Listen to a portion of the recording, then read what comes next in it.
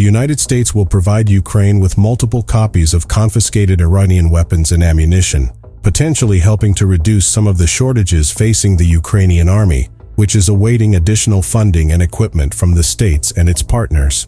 Ukraine's armed forces are set to use U.S. missiles from Iran against Russian troops. More than 1 million rounds were intercepted from a boat used by Iran's Islamic Revolutionary Guard Corps. These rounds were to be delivered to Houthi rebels fighting in the Yemeni conflict that erupted in 2014. However, supplying weapons to this group is prohibited under a Security Council resolution, and Z of 2015. The bullets were seized in December. U.S. Central Command said the missiles were shipped to Ukraine this Monday. USA Attorney General Merrick Garland stressed that with such actions, legal measures taken against one authoritarian regime now serve to support Ukraine in its resistance against another authoritarian regime. He added that the USA will remain committed to helping Ukraine in its quest to defend freedom, democracy, and the rule of law. Today, Melitopol was the target of an artillery and kamikaze drone attack by Russia.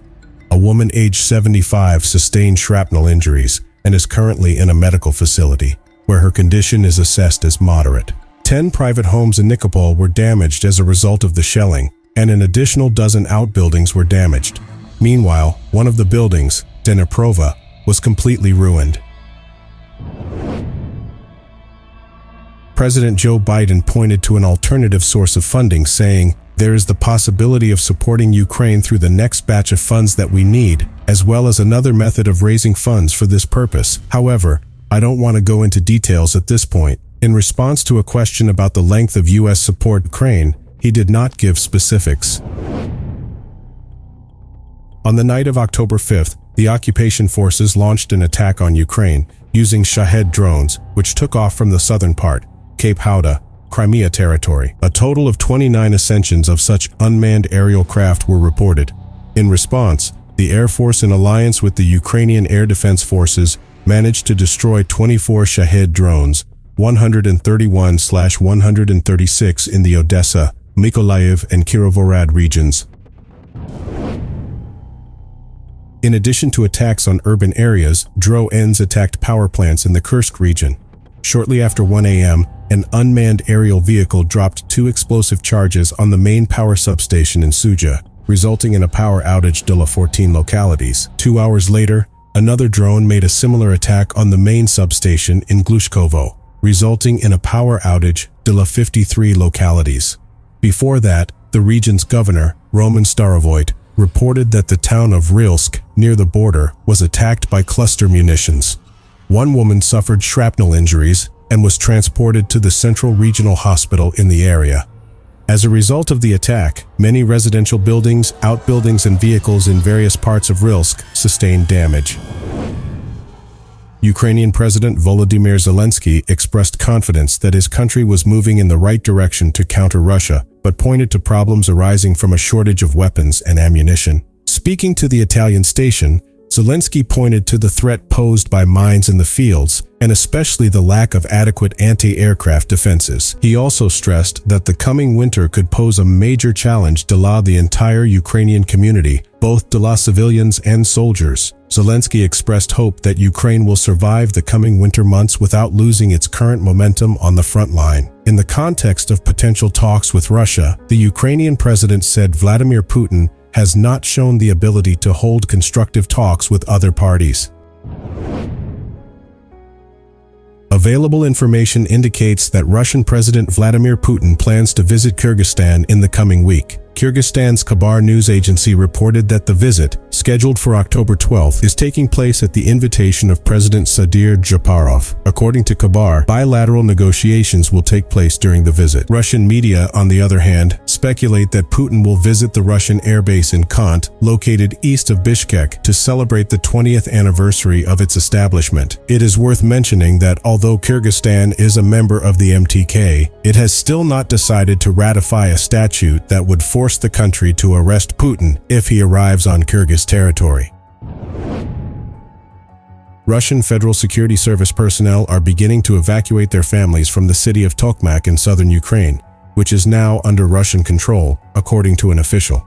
Ukrainian broadcaster Suspilne reported that Federal Security Service personnel are leaving their homes in Tokmak, which is an important point for Ukrainian forces in the Zaporizhia region. Oleksandr Chub, in charge of military administration in the city, reported that the planned evacuation is expected to be completed by next Monday. He added that the city's residents confirmed the reports, noting that FSB employees are leaving their homes to avoid being occupied. Meanwhile, Ivan Fedorov, mayor of the Melitopol region, within which Tokmak is located, revealed that certain administrative institutions, stores, and the local market received a directive today not to open, although no specific reason was given for the decision. An official from Ukraine reported that Russia is planning to establish a military camp in its annexed Crimea to serve youth. The camp, which would host 100 young participants, would provide training in the basics of military service and so-called re-education, in accordance with Russian military doctrine. Ombudsman Dmytro Lubinets points out that these actions are propaganda and designed to lose Ukrainian identity among the younger generation in Crimea. He points out that since the annexation of Crimea by Russia in 2014, Moscow has systematically carried out propaganda activities in the territory. Mr. Lubinets stresses that Russia's introduction of militarization in education and imposition of its ideology on children in Russian-occupied areas is considered a war crime under international humanitarian law. Ukrainian President Zelensky arrived in Spain to attend the European Political Community Summit.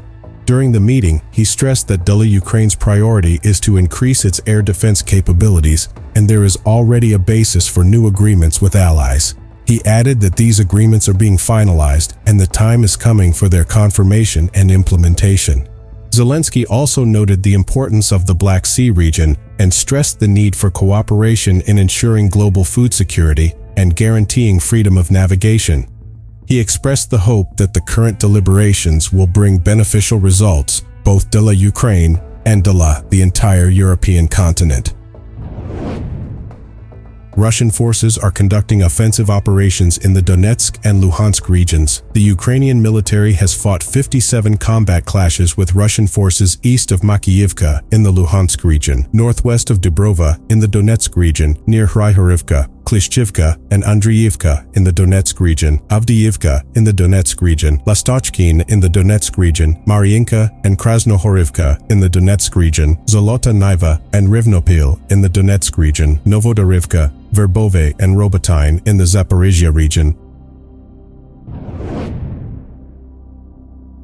Russia intends to establish a permanent base for its navy on the Black Sea coast of Georgia's breakaway region of Abkhazia, the region's leader said in an interview to the newspaper Izvestia. Aslan Bjania, who considers himself the president of Russia-backed Abkhazia, confirmed the agreement to build the base in the Ochamchira district. In his remarks, Bjania noted that such a step is aimed at strengthening the defense capabilities of both Russia and Abkhazia, and that similar initiatives will continue in the future. He also added that there are certain aspects of this issue that he cannot talk about publicly. It is worth recalling that in 2008, after a 5-day conflict with Georgia, Russia recognized Abkhazia and South Ossetia as independent states in response to Georgia's attempt to regain control of South Ossetia. Andrei Kartapolov, chairman of the Duma Defense Committee, in an interview with Parliamentary Gazeta, suggested the possibility of hospitals sharing information from patient records with military recruitment offices. The aim of such a measure is to streamline the recruitment process and relieve the burden on military recruitment offices. Kartapolov stressed that such an initiative will enable a better understanding of the status of those potentially subject to conscription and make the entire process more efficient. As a result, those interested will not have to take unnecessary action or worry about what documents are required when visiting a military recruitment office. For example, if someone has completed 9 grades and joined an educational institution, information about his or her educational status will automatically go into the recruitment system. This, in turn, will allow military offices to better plan future conscription campaigns, knowing exactly who is and is not subject to conscription.